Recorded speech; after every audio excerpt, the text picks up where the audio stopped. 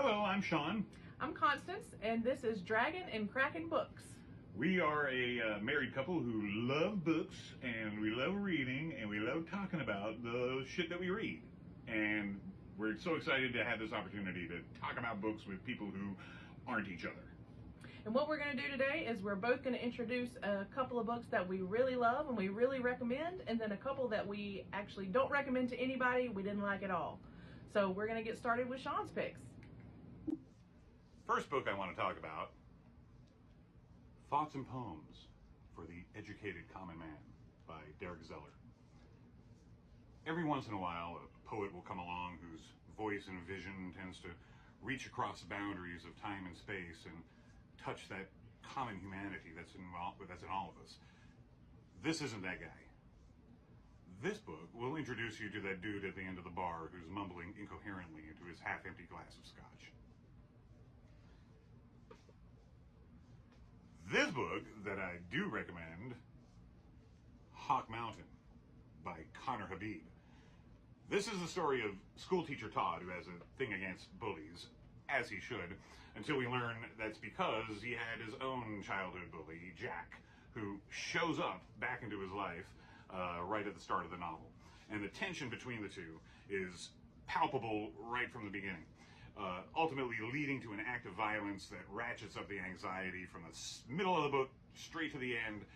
It'll have you hooked. It's as if Alfred Hitchcock and Edgar Allan Poe collaborated on a story, consulted Stephen King for some viscera, and wrote in the style of Raymond Carver with his kind of in and out prose.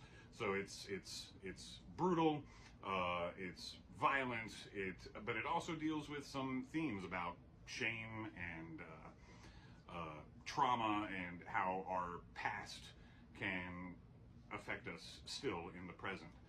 So I really recommend this one.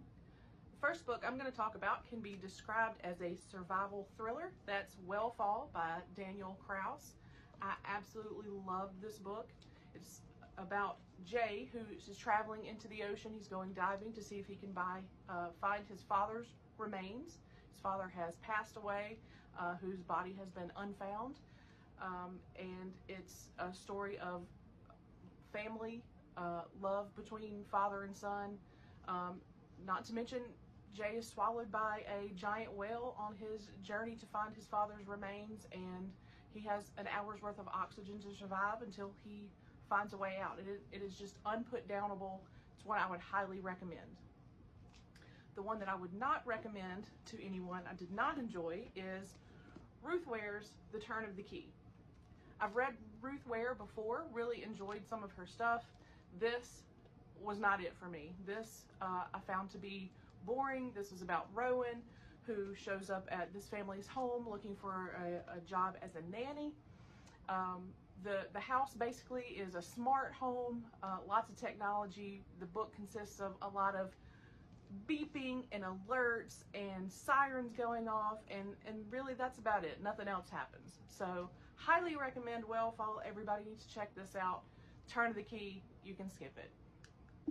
And these are co-reads that we both liked and disliked. The one that we both liked, The Bee Sting by Paul Murray.